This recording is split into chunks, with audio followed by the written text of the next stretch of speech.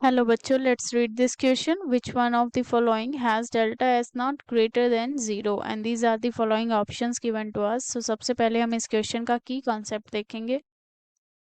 And the key concept of this question is entropy. So जो हमारे पास entropy होता है, it basically measures the randomness of the substance. So we can write it is measure of randomness या फिर जो disorderness होता है और disorderness of the system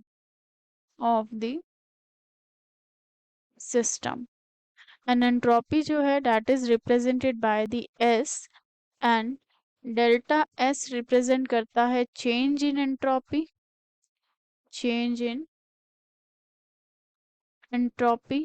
and if it is delta S naught then it represents the standard change in entropy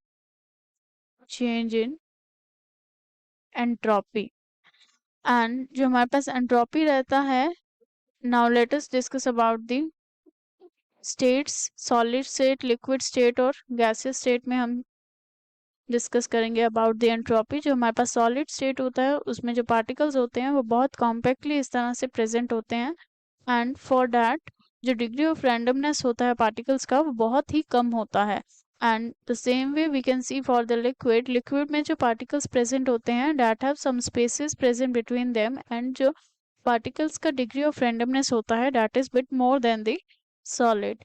and gases के लिए अगर हम देखें तो गैसेस के पार्टिकल्स जो होते हैं that are present very far from each other as they have the most degree of the randomness. So by this we can say जो हमारे पास entropy होगा that will be the highest for the gas then liquid then solid and जो हमारे पास entropy change होता है that is positive और we can say greater than 0 होगा when जो हमारे पास system है that will move from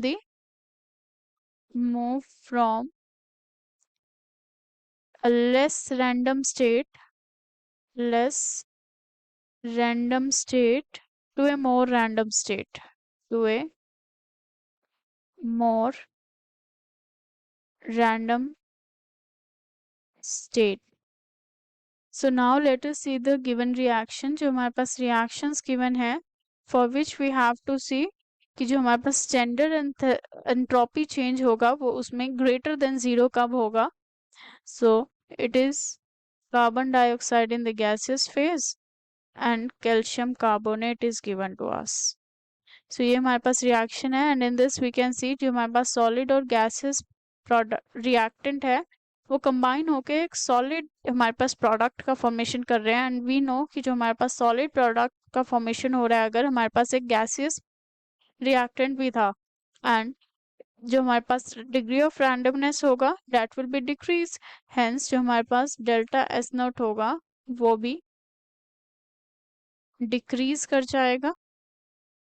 And if we need to check by the numerical value then जो हमारे पास number of moles of gases होते हैं with the help of these we can check. So the change in number of moles of gases we can see and जो हमारे पास ये होगा this will be the equal to the number of moles of gases of the product minus number of moles of gases in the reactant. So NP and NR represent this thing.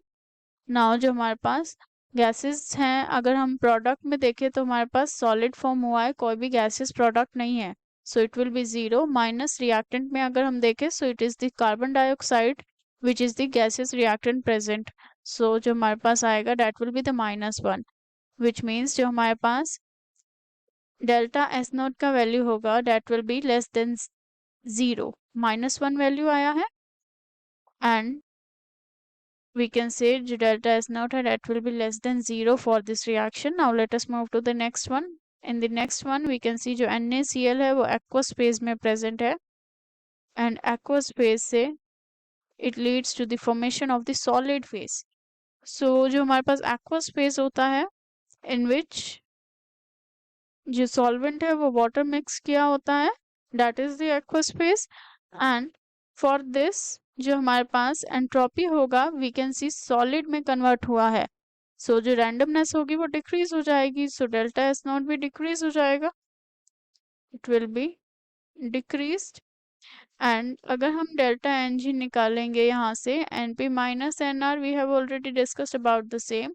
सो हमारे पास ना तो product में gaseous product है ना ही कोई gaseous reactant है, so it will be zero. And according to the given option हमें ग्रेटर चेक करना है, जो हमारे पास स्टैंडर्ड एंट्रोपी चेंज होगा वो ग्रेटर देन जीरो कौन से रिएक्शन के लिए होगा. Now let us see the next one. For the next one we can see जो हमारे पास रिएक्शन गिवन है that is the NaNO3 solid form में है, and Na positive plus NO3 negative का हमारे पास एक्वस स्टेट फॉर्म हुआ है in this way. Now in this we can see जो हमारे पास डेल्टा एन जी अगर हम चेक करेंगे so it will be NP minus NR. So gaseous product तो हमारे पास इसमें भी नहीं है ना ही गैसियस रिएक्टेंट है, for this it will be zero. And the same way we can see for the next one that is the N2 plus 3H2 which leads to the formation of the ammonia, and these are the gaseous one.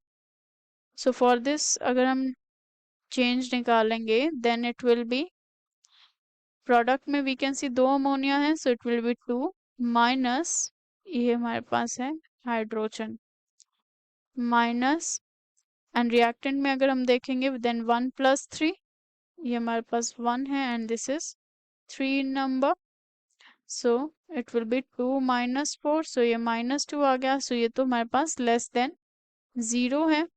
Now for this we can see किसी में भी हमारे पास delta N जी जो है greater than 1 नहीं मिल रहा है. So how do we can check for this we will see the states. जो हमारे पास स्टेट्स है in this we can see जो हमारे पास प्रीवियस था उसमें हमने चेक किया था कि जो हमारे पास सॉलिड स्टेट का फॉर्मेशन हो रहा है which means degree of randomness जो है डिक्रीज हो रही थी.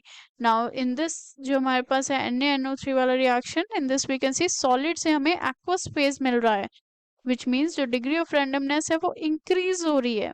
हेंस वी कैन से जो हमारे पास डेल्टा एस नोट होगा वो इंक्रीज होगा.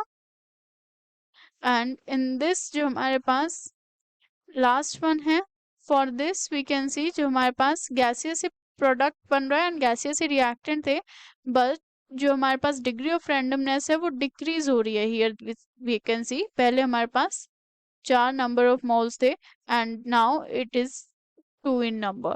So जो डिग्री ऑफ रैंडमनेस है that is decrease, so standard entropy जो हमारे पास change होगा that will be decreased.